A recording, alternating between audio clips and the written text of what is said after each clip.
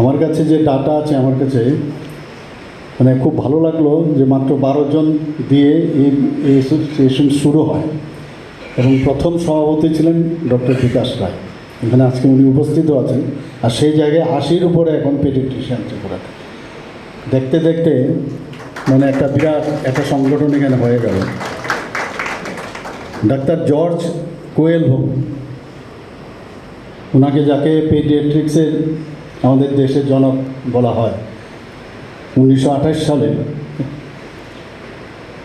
এই পেডিয়াট্রিক্সের যে সূচনা এবং পরবর্তী সময়ে এই 1995-এ Indian Academy of Pediatrics Tripura রাজ্য শাখা, সেটা সত্যিই আমাদের জন্য একটা গর্বের বিষয় যে আজকে এত সুন্দর একটা মাত্র 640 গ্রামের একটা বাচ্চাকে আপনাদের যে এক্সপার্টাইজ, সেই এক্সপার্টাইজে কুলাই হসপিটাল থেকে এনআইসিউতে রেখে তাকে 2 কেজি করে তাকে ডিসচার্জ করা, এটা সত্যিই আমাদের এখানে এটা গর্বের বিষয় ত্রিপুরা রাজ্যের জন্য। আমি এর জন্য ডাক্তারবাবুদের আমি অসংখ্য ধন্যবাদ দেব এবং ওনাদের আমি সম্মান জানাতে চাই। আমাদের ভবিষ্যৎ আপনাদেরই হাতে, কারণ শিশুদের আপনারাই লালন পালন করতে হবে এবং ত্রিপুরা রাজ্যের বলুন, রাজ্যের বলুন, ভারতবর্ষেরই বলুন, ভবিষ্যৎ কিন্তু আমাদের শিশুরা, যারা কিশোররা আছেন, তাদেরকে আপনারা লালন পালন করেন। তাদের স্বাস্থ্যের বিষয়ে আপনারা সবসময় প্রতিশ্রুতিবদ্ধ এবং আপনারা কাজও করছেন, বিশেষ করে আপনাদের এই একাডেমির মাধ্যমে।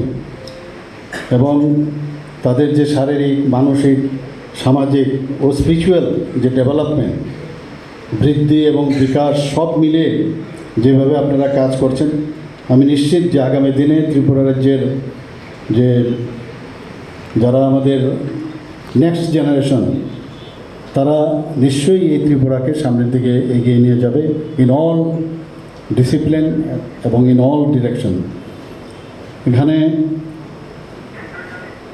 বিভিন্ন আপনারা শিশুদের স্বাস্থ্য ও সুস্থতার যে বিভিন্ন তথ্য আপনারা নিজেরা জানেন এবং বা পেয়েছেন, সেগুলো আমি দেখলাম যে বিভিন্ন সংস্থা, জনসাধারণ এবং সরকারের কাছে তুলে ধরার একটা সবসময় আমাদের কাছে আপনারাও আসেন এবং সেইভাবে আপনারা সে দায়িত্বশীল একটা সংগঠন হিসাবে কিন্তু আপনারা কাজ করছেন। আপনারা WHO বা ইউনিসেফের যে গাইডলাইন, সেটাকেও আপনারা কিভাবে শিশুদের বাঁচানো যায়, সুস্বাস্থ্যের অধিকারী হন, সেই ব্যবস্থাও কিন্তু আপনারা সবসময় করেন। এবারের যে আপনাদের থিম খুব ভালো লাগলো, যে পেডিয়াট্রিক হেলথ কেয়ার এবং কারেন্ট অ্যাডভান্সমেন্ট অ্যান্ড চ্যালেঞ্জে। 2 দিন সময় আমাদের কনফারেন্স হবে, নিশ্চয়ই বিভিন্ন বিষয়ে আজকে আলোচনাও হবে। সেই আলোচনায় নতুন নতুন জিনিস নিয়ে নিশ্চয়ই আপনারা আলোচনা করবেন এবং for the sake of this paediatric যারা বাচ্চারা আছে, তাদের নিশ্চয়ই সেটা কাজে আসবে। আজকে আমাদের ইন্ডিয়ান একাডেমি অফ পেডিয়াট্রিক্স যে বিশ্ব স্থূলতা দিবস, বিশ্ব ডাউন সিনড্রোম দিবস, বিশ্ব অটিজম দিবস, বিশ্ব থ্যালাসেমিয়া দিবস, টিকাদান সপ্তাহ এবং অ্যান্টিবায়োটিক আমরা জানি যে সে কীভাবে মিসইউজ হয় তার সম্পর্কেও সচেতন করার যে ঘটনা, সেইগুলো আপনারা নিশ্চয়ই সে কাজগুলো আপনারা করছেন। আপনারা জানেন যে গতকাল আমি রবীন্দ্র ভবনে ত্রিপুরা সরকার, অর্থাৎ আমাদের যে স্বাস্থ্য দপ্তর এবং আমাদের স্কুল এডুকেশন এবং যে আমাদের নীতি আয়োগ, তাদের ডিরেকশনে আমরা রাজ্যভিত্তিক স্কুল হেলথ মিশন একটা গতকালই আমরা শুরু করেছি, একটা পাইলট একটা মিশন, সেটা আমরা শুরু করেছি ত্রিপুরাতেই প্রথম। নীতি আয়োগ থেকেও 2 জন প্রতিনিধি এখানে এসেছিল। ওনারা বলছেন যে সারা ভারতবর্ষের মধ্যে এখানেই এটা আমরা শুরু করছি, কারণ স্কুলের মধ্যে বেশিরভাগ সময় প্রায় 6 থেকে 7 ঘন্টা আমাদের ছেলেমেয়েরা, বাচ্চা ছোটো ছোটো ছেলেমেয়েরা স্কুলে থাকে। তো তাদের ওই জায়গার মধ্যে অনেক সমস্যা থাকে। তো সেই সমস্যার সমাধানে এই ধরনের আমরা রাজ্যভিত্তিক স্কুল হেলথ মিশনের একটা অনুষ্ঠান আমরা গতকাল আনুষ্ঠানিকভাবে সূচনা করি এবং তাতে করে বিদ্যাজ্যোতির যে স্কুল আছে আমাদের প্রথম, যে 125টা বিদ্যাজ্যোতি স্কুল, সেখানে আমরা শুরু করছি এবং সেখানে সফলতা পাওয়ার পর আমরা ত্রিপুরা রাজ্যের অন্যান্য স্কুলগুলোতেও সেটা আমরা শুরু করব। এবং শুধু গভর্নমেন্ট স্কুল না, যেখানে এইডেড যে প্রাইভেট গভর্নমেন্ট অন্যান্য স্কুলগুলো আছে সেখানেও আমরা সেই ব্যবস্থা আমরা করব। সেখানে দেখা গেছে 6টা আমাদের গায়ে ভিত্তি করে 6টা পয়েন্টস আছে, তারপর ভিত্তি করে এই কার্যক্রম শুরু হবে। সেখানে শারীরিক, মানসিক, আবেগগত, আচরণগত, সামাজিক পরিবর্তন এইসব ইত্যাদির বিষয়ে সেখানে তাদেরকে সেই ব্যবস্থা আমরা রাখছি। আমরা জানি যে স্কুলের ভিতরে যে স্টুডেন্ট যখন টয়লেটে যায়, টয়লেটের অবস্থাও কিন্তু অস্বাস্থ্যকর অবস্থা থাকে। তো এই কার্যক্রমে তাদেরকে টয়লেটে যাওয়া, কিভাবে টয়লেট ব্যবহার করা, আমি একটা উদাহরণ দিচ্ছি। এবং তাতে করে সমস্ত স্কুলে এই যে আমরা এই মিশনটা আমরা নিলাম, তাতে করে স্কুলের ভিতরে একটা স্বাস্থ্যকর পরিবেশ সৃষ্টি করা হচ্ছে মেইন উদ্দেশ্য। সেটা আমরা শুরু করছি। মাননীয় প্রধানমন্ত্রীজি এই বিষয়ে বারবার বলছেন যে আগামী যে প্রজন্ম, তাদেরকে স্বাস্থ্য আমাদের অবশ্যই ভালো হতে হবে, তাদের ভালো রাখতে হবে। আপনারা তো সেই দায়িত্ব কিন্তু আপনাদেরই টিম যেতে হবে সেখানে। আমরাও ভাবছি ওখানে যাতে শুধু ওখানে গিয়ে যেমন ক্যাম্প করলাম সেটা যেন না হয়, সাস্টেন হয়। এবং যে স্যানিটারি প্যাডের কারণে বাচ্চা যারা মেয়েরা অনেক সময় আছে, অনেক সময় স্কুলে যায়, তো স্যানিটারি যে প্যাড সেটা দেওয়ার ব্যবস্থা। ইভেন অনেকের কানের সমস্যা থাকে, কানের ভিতরে ইয়ারওয়েক্সের প্রবলেম থাকে, তো স্কুলের ভিতরে তাকে যে অ্যাওয়ারনেস করা, যে এয়ারওয়েজ থাকলে সেটাকে চেক আপ করা, অনেকের ডেন্টালের ক্যারিজ থাকে, ক্যারিজ কেন হয় সে সম্পর্কে অ্যাওয়ারনেস করা, সেখানে তাকে প্রপার ব্রাশিং টেকনিক বোঝানো। শুধু তাই নয়, সেখানে কী ধরনের খাবার খেলে শরীর ভালো থাকবে, তার ওয়েট নেওয়া। সেখানে দেখা যায় তার ওয়েট কম, কেন কম।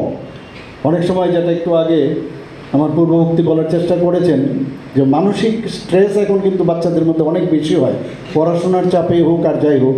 সেখানে তার চলাফেরার ক্ষেত্রে যদি দেখা যায় একটু অ্যাবনর্মালিটি, তাকে অ্যাড্রেস করা, তাকে কাউন্সিলিং করা।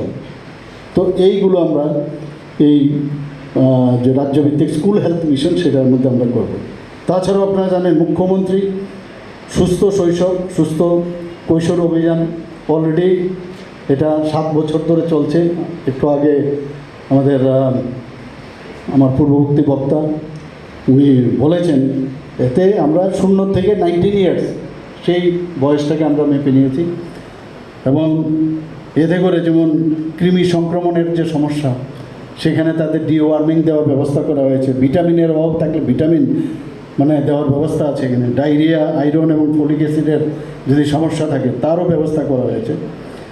এবং এই যে অভিযান 7 বছর ধরে চলছে, 2 মাস করে আমরা সেটা করে যাচ্ছি। 2019 থেকে সেটা শুরু হয়েছে, এখন অবধি সেটা চলছে। এবং অনেকের আছে ডায়রিয়া, সেখানে ওআরএস দেওয়া, TD10 ভ্যাকসিন, TD16 ভ্যাকসিন দেওয়াও সেখানে আমরা ব্যবস্থা করেছি। পোষণ কর্মসূচি একটা আছে আমাদের, আপনারা সবাই জানেন যে ওখানে ওয়েট নেওয়ার পর বাচ্চাদের সেখানে যদি তার দেখা যায় যে ওয়েট কম, কী খাবার সে খাবে, কী ধরনের খাবার খাওয়া উচিত সেই বিষয়েও জানকারি, এবং সেই দিকে আমরা সেই কর্মসূচি আমরা হাতে নিয়েছি। এবং অনেকের আছে শ্বাসকষ্ট হয়, বাচ্চাদের মধ্যে খুব হয় শ্বাসকষ্ট, এবং সেটা আলটিমেটলি নিউমোনিয়া না হয়, সেটা অনেক সময় হয় যে ব্রঙ্কাইটিসের থেকে অনেক সময় নিউমোনিয়া হতে পারে। তো এই দিকেও বিশেষগুলো লক্ষ্য রাখা। এই পোষণ কর্মসূচির মধ্যে এইগুলো পোলিও শনাক্তকরণ, হাম রুবেলা শনাক্তকরণ, অনেক সময় কিশোর যারা আন্ডার এজ তাদের গর্ভবতী হয়ে যায় তাদের বিষয়েও নজর রাখে।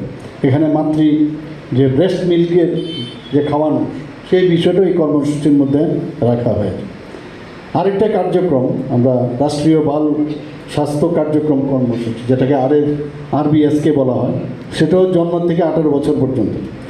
এখানে 4টি প্রধান যে স্বাস্থ্য সমস্যা, সেটার দিকে আমাদের কেন্দ্রীয় সরকার এবং আমাদের রাজ্য সরকার আমরা সেটাকে মান্যতা দিয়ে আমরা খুব সিরিয়াসলি বিষয়টা দেখছি রাষ্ট্রীয় এই আরবিএসকে। সেখানে অনেক সময় দেখা যায় যারা জন্মগত ত্রুটি থাকে, আমরা জানি হেয়ার লিপ বা ফ্ল্যাট প্লেট যদি থাকে, সেখানে তাকে বিনা পয়সায় তার ট্রিটমেন্ট করানোর ব্যবস্থা এই সরকার করেছে। আমরা নিজেরা এখানে করছি, বাইরেও পাঠানোর ব্যবস্থা করছি। অনেক রোগ আছে যেগুলো জন্মগতই থাকে, সেগুলো যেমন আমরা হিমোফিলিয়াই হোক বা থ্যালাসেমিয়াই হোক, তো এদেরকে প্রপার ট্রিটমেন্টের দেওয়া, পুষ্টির অভাবে অনেক সময় রোগ থাকে, তাদের নজরদারি রাখা এবং ডেভেলপমেন্টের দিক দিয়ে অনেক সময় প্রবলেম হয়। তো এই চারটের যে স্বাস্থ্য সমস্যা এই গ্রামীণ বাল স্বাস্থ্য কার্যক্রম কর্মসূচির মধ্যে আমরা সেটা দেখি। এনিমিয়া মুক্ত ভারত কর্মসূচি একটা আমরা রেখেছি, সেখানেও T3 ক্যাম্প করা হয়। T3 মানে কি? Test, treat and talk, T3। তো কীভাবে এনিমিয়া থেকে বাঁচা যায় সেইভাবে এক তো তার টেস্ট করতে হবে, তারপর ওনাকে ট্রিটমেন্ট দিতে হবে এবং বলতে হবে, কথা বলা, টক। তো এই তিনটা বিষয় আমরা করছি। ত্রিপুরা কিশোরী সুচিতা অভিযান, তো আগে আমি যেটা বললাম, বিদ্যালয়ে ছাত্রীদের স্যানিটারি প্যাড দেওয়ার যে ব্যবস্থা, সেটাও এই কর্মসূচির মধ্যে রাখা এবং কিভাবে স্যানিটারি প্যাড ইউজ করা এবং মেয়েদের বিশেষ করে কিভাবে স্বচ্ছতা বজায় রাখবে তার সম্পর্কে অ্যাওয়ারনেস করা। প্রতিটা বিষয়ে এক একটা গাইডলাইন্সের উপর ভিত্তি করে আজকে এখানে পেডিয়াট্রিশিয়ানদের সম্মেলনে আমি বলতে বাধ্য হচ্ছি, বলতে মানে ভালো লাগছে যে আমাদের মানে প্রিভেনশনও আমাদের দেখতে হবে, আবার ট্রিটমেন্টও দেখতে হবে এবং অ্যাওয়ারনেসের দরকার। সেটা আপনারা এবং আমাদের সরকার, আমরা সবাই মিলে যদি কাজ করি এবং আমাদের যে প্রকল্পগুলো আছে সেইগুলো বাস্তবায়নে আপনাদের রোল একটা থাকবে। আজকে খুব ভালো লাগছে, পেডিয়াট্রিক সার্জেন আমাদের ত্রিপুরাতে আছে। আগে তো পেডিয়াট্রিক্সের আমরা বলছি যে খালি মেডিসিন, কিন্তু এখন সার্জেনও ভালো ভালো কাজ করছে, প্রায়ই আমরা দেখি। তো সেই দিক দিয়ে দেখতে গেলে ত্রিপুরাতে এখন হেলথ কেয়ার অনেক অনেক উন্নত মানের হয়েছে। এবং আরেকটা বিষয় যেটা